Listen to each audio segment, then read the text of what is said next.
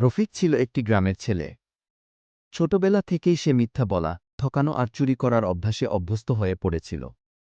তার বাবা-মা বহুবার বোঝানোর চেষ্টা করেছিল, কিন্তু রফিক কারও কথায় কান দিত না। একদিন রফিক গ্রামের বাজারে গেল এবং এক বৃদ্ধ লোকের টাকা ভর্তি থলিটা চুপচাপ চুরি করে পালিয়ে এল। সে ভেবেছিল কেউ টের পায়নি। কিন্তু গ্রামের এক লোক ঘটনাটি দেখে ফেলেছিল এবং সেটি সবার সামনে প্রকাশ করে। পরদিন গ্রামের পঞ্চায়েতে রফিককে ডেকে পাঠানো হয়। সবাই মিলে তার বিচার করল। তার বাবা-মা লজ্জায় মাথা নিচু করে দাঁড়িয়েছিলেন। অবশেষে পঞ্চায়েত সিদ্ধান্ত নিল, রফিককে ১ মাসের জন্য সমাজচ্যুত করা হবে। কেউ তার সঙ্গে কথা বলবে না, কিছু বিক্রি করবে না বা কিছু কিনবে না। রফিক তখন বুঝতে পারল অসৎ পথে চলার পরিণতি কতটা কঠিন। সমাজে একজন মানুষের সবচেয়ে বড় সম্পদ তার বিশ্বাসযোগ্যতা, আর সে সেটা হারিয়ে ফেলেছে। ১ মাস পরে রফিক আবার পঞ্চায়েতে এসে ক্ষমা চাইল, কাঁদতে কাঁদতে বলল, আমি সত্যিই বদলাতে চাই। পঞ্চায়েতও তাকে এক সুযোগ দিল।